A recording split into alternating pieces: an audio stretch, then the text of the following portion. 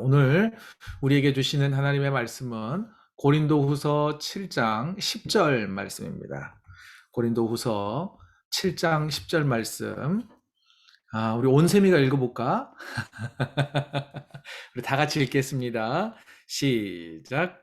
하나님의 뜻대로 하는 근심은 후회할 것이 없는 구원에 이르게 하는 회개를 이루는 것이요 세상 근심은 사망을 이루는 것이니라. 아멘. 자, 오늘 말씀의 제목은요. 하나님의 뜻대로 하는 근심과 세상 근심이라는 제목으로 함께 말씀 나누겠습니다. 여러분, 살다 보면요. 나를 의심하는 사람, 나를 믿지 않기로 작정한 사람, 그들의 마음을 돌이키고 그들을 설득하는 일은 쉬운 일이 아닙니다. 매우 피곤하고요. 어렵습니다. 아니, 그의 마음을 돌이킬 방법은 없다시피 합니다. 고린도 교회 성도들이 바울에게 그랬습니다. 바울이 전하는 복음을 믿지 않았습니다. 바울은 거짓말하는 사람이라고 생각을 했습니다. 그래서 거짓 사도라며 그의 권위도 인정하지 않았습니다. 고린도 교회를 방문하겠다고 말했지만 사도 바울이 여러 이유로 인하여서 오지 않자 바울은 말만 앞서는 사람이라고 평가절하했습니다. 자, 바울이 얼마나 속상하고 억울했을까요? 답답했을까요? 직접 가고 싶지만 갈 수 없는 상황에서 그는 펜을 들어 편지를 씁니다. 그리고 여러 가지 문제로 가득한 고린도 교회를 문제의 해결점을 제시하기 위해서 조언을 담은 편지를 써서 디도라고 하는 사람의 편에 보냅니다. 하나님의 은혜로 바울이 보낸 편지를 전달받은 성도들은 교회의 문제를 하나씩 해결해 갔습니다. 교회 공동체가 점차 안정을 되찾아갔습니다. 자, 고린도 교회에 갔던 디도가 돌아와서 전해준 소식은 당시 마게도냐에 있어서 머물면서 안팎으로 어려움을 당하는 바울에게 큰 위로와 감사와 기쁨이 되었습니다. 바울은 점차 회복되어가는 교회 공동체를 향해 자신과 동역자들을 마음을 열고 좀 영접해 달라라고 하면서 자신을 변호하기 시작을 합니다. 본문 2절입니다. 다 같이 한번 읽어보죠. 시작. 마음으로 우리를 영접하라. 우리는 아무에게도 불의를 행하지 않고 아무에게도 해롭게 하지 않고 아무에게도 속여 빼앗은 일이 없노라. 사도 바울은 자신을 변호하기를 나는 아무에게도 불의를 행하지 않았습니다. 해롭게 하지도 않았고 속여 빼앗은 일이 없습니다. 지금 이 말은 뭘까요? 자신은 그렇게 하지 않았다는 거예요. 동역자들은 그렇게 하지 않았다는 거예요. 분명 그렇게 하는 사람들이 있었다는 거죠. 불의를 행하는 사람들, 해롭게 하는 사람들, 속여 빼앗는 사람들이 고린도 교회 공동체 안에 있었다는 겁니다. 그게 누구냐면요. 거짓 사도들이었습니다. 거짓 교사 또는 거짓 사도들은요, 자기 이익을 위해서 교회를 이용했습니다.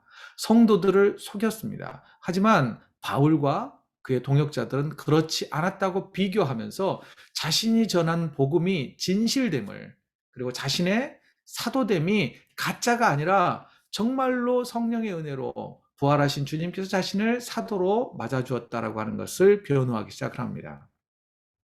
저는 고린도 후서 7장 2절 말씀, 오늘 본문 2절 말씀을 보면서요, 누가 떠올랐냐면, 사무엘 선지자가 떠올랐어요.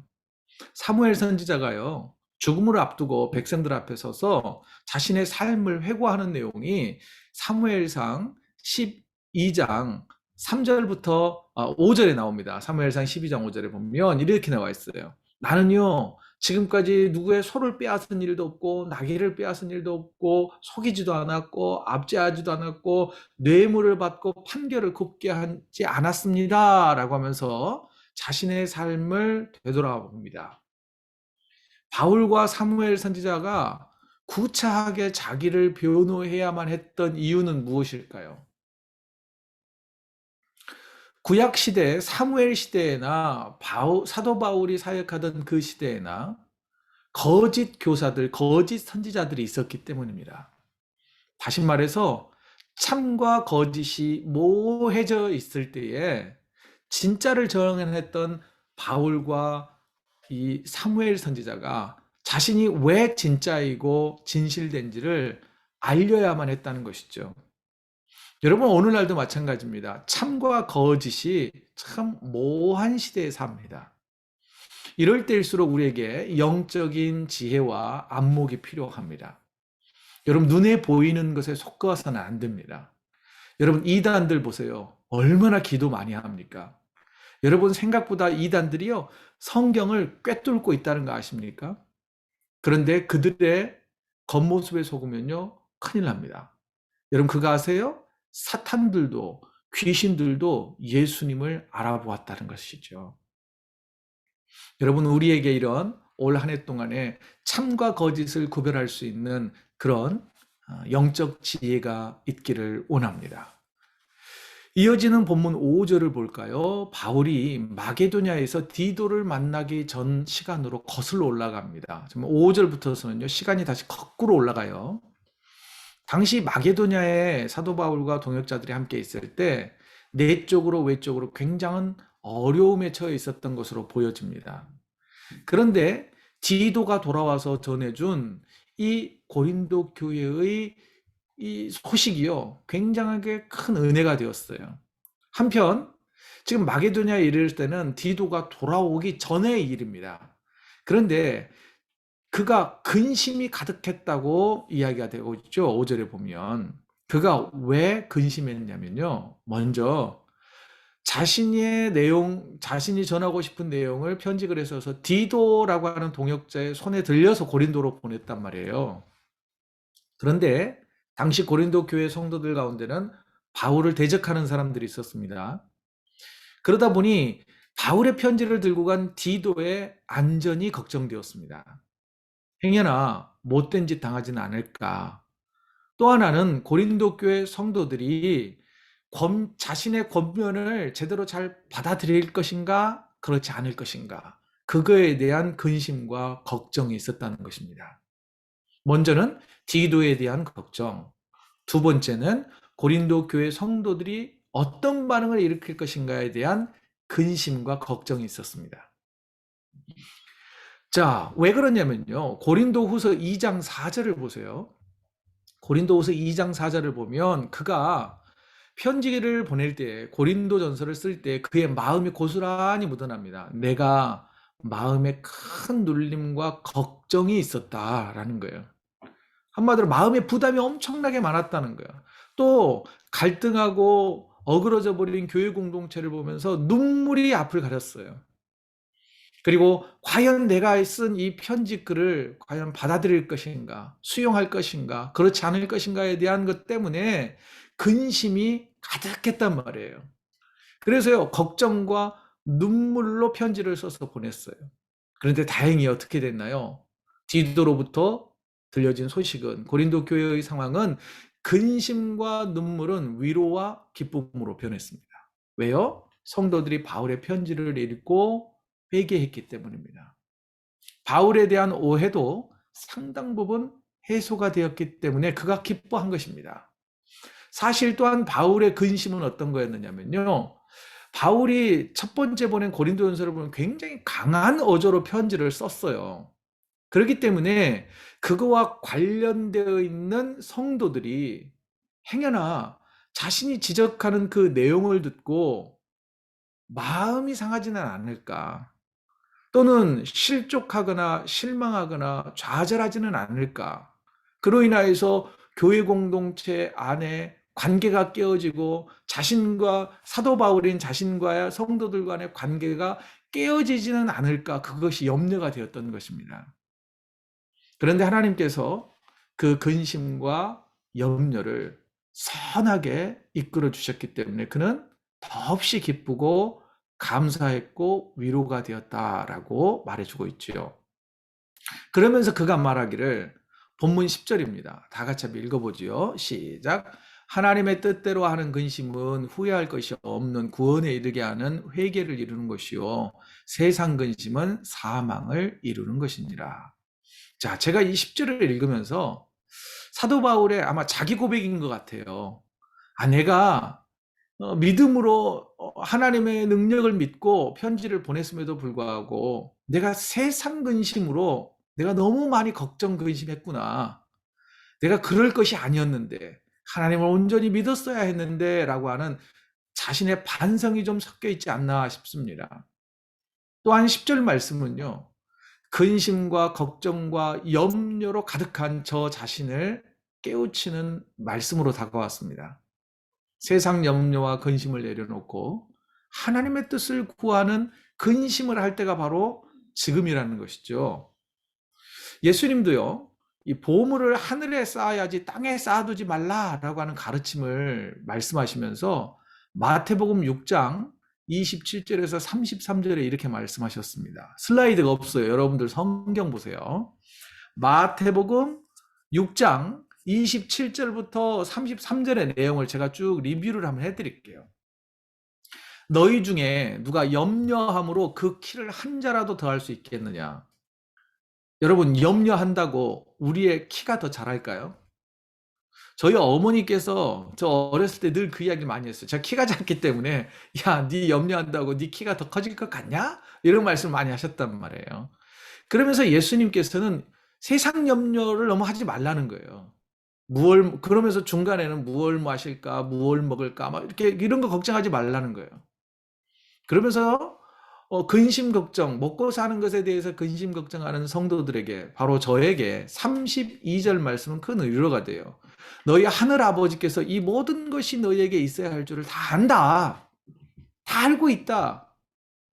그러면서 그러므로 너희는 먼저 그의 의를 구하라. 그의 의를 구하면 이 모든 것을 너희에게 더해 주시겠다. 라고 하시는 그 유명한 마태복음 6장 33절 말씀을 우리에게 주고 계신단 말이에요. 여러분, 기억하십시오. 염려보다 하나님께 내어 맡기고 하나님의 뜻을 구하는 기도를 할 때 하나님께서는 그 모든 것을 넉넉하게 채워주신다는 거예요. 왜요? 하나님은 우리의 아버지이시기 때문입니다. 또 하나, 근심과 걱정이 많았던 제자 가운데 한 사람이 누구냐면 베드로예요. 왜냐면 의심도 많고 성격이 좀 까칠하잖아요. 자꾸 뭘 재보고 또는 이렇게 염려하는 그런 스타일이었죠. 그런데 베드로 사도가 베드로전서 5장 7절부터 8절에 이런 고면을 합니다. 그가 변한 다음에 성도들에게 던져주는, 저와 여러분들에게 던지는 메시지예요. 너희 염려를 다 주께 맡기라. 이는 그가 너희를 돌보십니다. 여기서 맡기라, 이거는요, 던져버린다라는 뜻을 가지고 있대요. 왜 그래야 할까요? 왜 세상 염려를 다 주님께 맡겨야 할까요? 염려를 하지 말아야 될까요? 그 이유를 베드로 사도는 8절에 이렇게 말해요. 근신하라, 깨어라, 너희 대적 마귀가 우는 사자같이 두루다니며 삼킬 자를 찾는다. 자, 7절과 8절을 연관해서 한번 잘 생각해 보죠. 어떤 사람이 사탄에게 붙잡힐까요? 어떤 사람이 사탄의 시험에 넘어질까요? 어떤 사람을 사탄은 먹잇감으로 삼을까요? 세상 염려로 가득한 사람이 아닐까요? 베드로 사도는 지금 그걸 이야기하고 있습니다. 세상 염려를 가득 안고 살아가는 사람들은 사탄 마귀의 밥이 될 가능성이 많다는 거예요. 그럼 사실 새해가 되니까 걱정과 염려가 더 많아지는 것 같습니다. 코로나 상황도 심상치가 않아요. 오늘 신문에 보니까 3,700명이 넘게 하루에 확진자가 발생됐대요. 뭐 여러 교회에서도 확진자가 나왔다라는 소식도 들려요. 자, 그래서 저 또한 염려가 한가득입니다. 근심과 걱정이 한가득이에요. 하지만 오늘 본문을 준비하면서 염려 대신 철저히 준비하고 조심하고 하나님께 내어 맡기자라는 다짐을 해봅니다. 제가요, 한국 나이로 올해로 이제 반백살이 됐어요. 이제 앞으로 나는 어떻게 살아야 하나, 어떤 삶을 살아야 하나 고민이 됩니다. 그러면서 동시에 오늘 본문 말씀을 또 준비하면서 야, 염려를 주님께 맡기고 하나님의 뜻을 구하는 일에, 하나님이 주신 사명과 소명을 이루는 일에 더 집중하자. 그러면 이 모든 것을 더 해주시지 않겠냐라고 하는 다짐을 해보게 되었답니다. 그래서요, 사랑하는 성도 여러분, 염려를 주님께 맡기는 저와 여러분 되기를 원합니다. 세상 근심하지 말고 내가 어떻게 하면 하나님의 영광을 더 드러낼까? 어떻게 하면 주의 복음을 더 증거할까? 십자가의 도를 전하는 교회와 성도가 되려면 어떻게 해야 할 것인가? 이것에 대한 근심과 걱정과 계획을 세우는 저와 여러분들이 되어지기를 원합니다. 그렇게 되면요, 첫째는요, 우리의 관계가 좋아질 거라고 저는 분명히 믿습니다. 첫째는요, 우리가 세상 염려를 하기 전에 하나님의 뜻을 구하는 염려와 또한 여러 계획을 세우고 또한 기도할 때에 하나님과 우리와의 관계가 회복될 줄로 믿습니다. 자, 계속해서요, 바울은 자신의 편지를 듣고 그리고 고린도 교회를 들고 고린도 교회를 방문한 디도 또한 성도들의 환대와 변화로 큰 위로와 기쁨을 얻게 되었다라고 말했지요. 자신의 기쁨과 디도의 기쁨이 더해져서 더 큰 기쁨으로 기쁨이 확대가 되어 갑니다. 그리고 고린도 교회를 향한 자신의 신뢰와 믿음이 옳았다는 것을 확인하게 되었잖아요. 내가 성도들을 끝까지 포기하지 말아야지라고 했던 그 믿음이 하나님이 주신 마음이라는 것을 깨달은 거예요. 그로 인해서 어떻게 됐나요? 성도들에게 오해받고 또는 평가절하되고 그래서 마음이 좀 서운한 감도 있었지만 이 일로 인하여서 더 깊은 신뢰관계를 맺게 되니 바울은 그것이 더 기쁜 거예요. 잠시 고난을 통하여서 어려움을 통하여서 하나님과 더 깊은 관계를 맺게 되는 것이 오히려 감사요 기쁨이요 위로다라고 여러분 사도 바울은 고백하고 있다는 것입니다. 한 걸음 더 나아가서 생각해 볼 게 뭐냐면요. 사도 바울의 눈에 비친 고린도 교회 성도들은요, 형편없는 사람들로 보여질 수 있었어요. 왜냐하면 내가 진실을 말하지만 진실을 도대체 진실로 받아들이지 않으려고 아주 그냥 마음을 굳게 먹은 사람들이니까요. 그런 사람들을 포기해도 되지 않을까 싶은데 사도 바울은요, 포기하지 않았습니다. 끝까지 인내하고요, 기다렸고요, 신뢰했단 말이에요. 그래서 관계가 어떻게 됐나요? 회복되지 않습니까? 그래서 이제 어떤 관계가 되었느냐면 서로에게 마음을 열어주는, 마음을 내어주는 관계가 되었다라고 고백하고 있습니다. 사랑하는 성도 여러분, 우리가 오늘 본문을 통해서 몇 가지 좀 생각해보고 결론적으로 우리가 결단해보기를 원합니다. 한 영혼과 교회를 끝까지 포기하시는 하나님의 마음, 또한 사도 바울의 마음이 우리의 마음이기를 원합니다. 성도들을 위한 근심과 염려를 하나님께 내어 맡기는 저와 여러분 되어지기를 원합니다. 또한 한 영혼을 살려내기 위해 인내와 기다림과 신뢰를 포기하지 않는 믿음의 태도가 우리에게 있기를 원하고요. 그래서 결국에 가서는 서로에게 마음을 내어주는 아름다운 관계를 이어가기를 소원합니다. 사랑하는 성도 여러분, 특별히 저는 올 한 해 동안에 우리 성도들과 마음을 내어주는 그런 관계로 거듭나기를 간절히 소망합니다.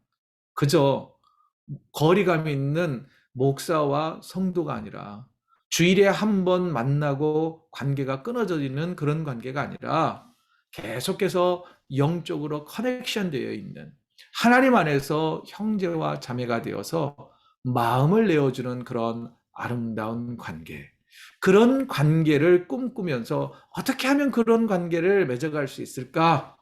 이 하나님의 뜻을 구하는 근심이 많은 한 해가 되기를 원합니다. 여러분, 세상 근심 해봐야 소용없는 거 우리가 너무 잘 알지 않습니까? 아마 그 근심이 결과로 나타났다면 이미 우리는 모든 근심이 다 끝나야 됩니다. 하지만 여전히 우리의 세상 근심은 영원히 끝나지 않을 것입니다.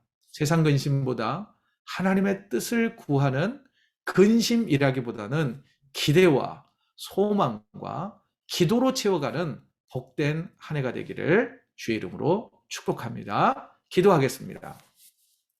사랑과 은혜가 풍성하신 하나님, 우리에게 지혜의 영을 주셔서 선악을 분별하게 하여 주옵소서. 세상 근심을 내려놓고 하나님의 뜻을 구하는 기도자가 되게 하여 주시옵소서. 염려를 주님께 다 맡기는 믿음을 주옵소서. 또한 주의 아버지 하나님, 오늘 본문에서 사도 바울과 고린도 교회 성도들 간의 관계가 이제는 갈등을 뛰어넘어 마음을 열어주는 관계가 되었듯이 우리 교회 안에도 서로가 서로에게 마음을 열고 마음을 주는 그런 아름다운 신앙 공동체의 모습이 나타나게 하여 주옵소서. 주님, 이런 결단을 하는 우리에게 믿음 주시고 성령의 충만함을 더하여 주시옵소서. 이 모든 말씀 우리 구주 예수 그리스도의 이름으로 간절히 기도드리옵나이다. 아멘.